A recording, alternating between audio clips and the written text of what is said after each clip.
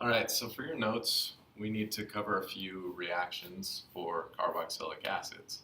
So we're going to start out with these acid-base reactions. And there's a few different things to cover at the same time here, so hopefully you can catch on pretty quickly. This first reaction that I have shown has a carboxylic acid and a base. It's going to be an acid-base reaction. But this carboxylic acid has a name that we should know, right? So there's two different names for this carboxylic acid. I can call it an eth prefix because it does have two carbons.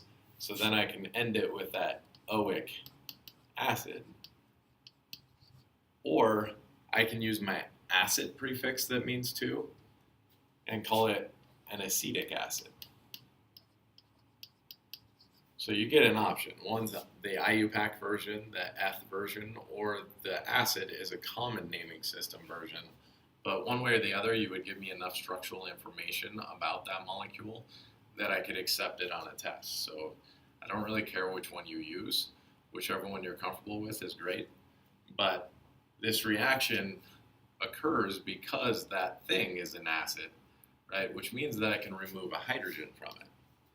And if you guys remember a long time ago, when I have an acid-base reaction involving an acid like this one, and a base that's a strong base that has hydroxides, I'm always going to make the same kind of products. I'm going to make a salt product, and I'm also going to make a stable product combining that hydrogen and hydroxide to make a water.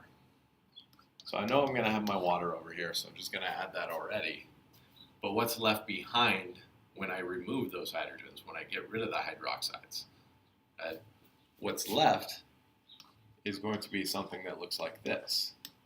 So I have that same look, right? I still have two carbons, two oxygens. I just removed a hydrogen. I put a negative charge on it because that hydrogen would be positive, right? And so then I have this conjugate, and I have a calcium ion left behind, and those are the things that form my salt.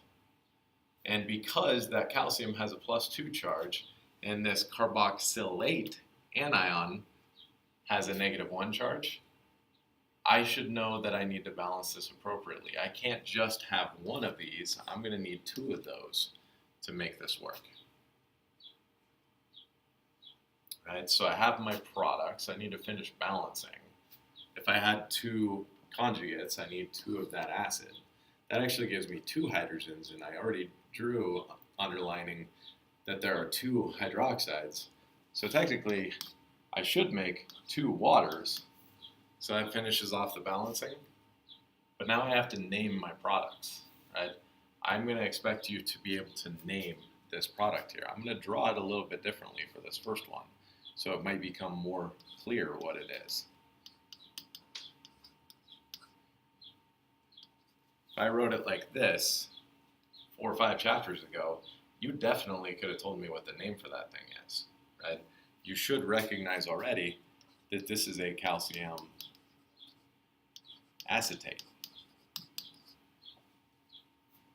Because we learned acetate a long time ago. We learned it for a reason, because it's the conjugate of a carboxylic acid. So you're going to learn that all you need to do to name that negative anion, right, from that oxy acid is remove the ic acid part of the name and just add an ATE to the end. It's just a pattern that you're going to follow. So if I was going to call this calcium acetate, that means I probably started with the acetic acid name.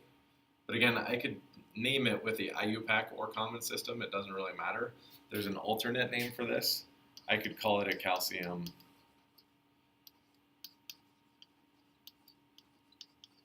ethanoate, right? So it's the same thing. I just dropped the ic acid off of that ethanoic acid, and I add the ATE. So when I'm trying to name carboxylate anions, right, that conjugate of my acid, all I have to do is change the ending. I did kind of flip-flop the order of these things. If I started with this name, I'd probably use this name for my product. If I started with this name here, I'd probably use that name for my product. But one way or the other, they'd be acceptable. So you need to learn how to react these, know what products are made, be able to name those products, because I might just give you the product and force you to name it, right? So any carboxylate anion is named similarly. All I do is drop the ic acid from its original name and add A to E to the end. So we're going to do one more example because there's one more kind of base to deal with here. Because not all bases have hydroxides in them. This base is just that NH3, it's ammonia, right? And you guys should recognize from before that ammonia turns into ammonium very easily. I'm going to take this hydrogen and I'm going to transfer it to the nitrogen. So now I'm going to have 4 hydrogens. I'm going to have a positive charge because I gained a bond to that hydrogen that is positive. But in this case, I'm not going to make a water because there was no hydroxide. I'm only going to have one product in this reaction. Right? And again, I only have half of my product right now. I have my ammonium, but I should have a carboxylate ion left over too.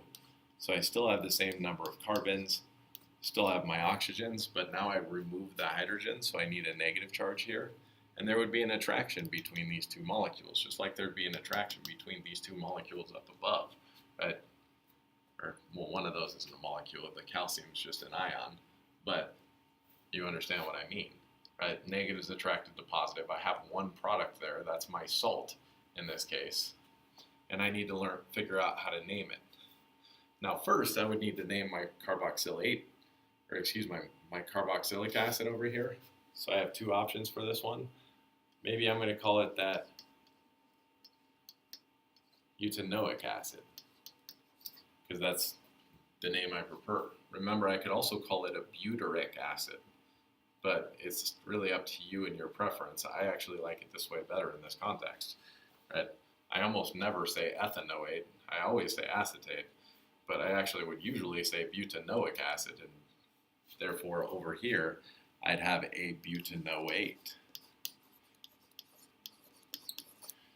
But again, positive thing always comes first. So this product is actually an ammonium butanoate. So those are my acid-base reactions. We also covered how to name a carboxylate anion.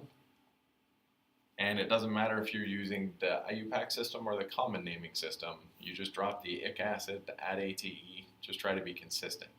Right? If you started with one version, an IUPAC version over here, butanoic acid, I would expect you to probably say butanoate, not butyric, right? Excuse me, butyrate, because that's just confusing, that's conflicting, right? If I started with ethanoic acid, I would definitely call it an ethanoate. If I started with acetic acid, I'd definitely call it an acetate. I try not to mix and match those things because that's just confusing.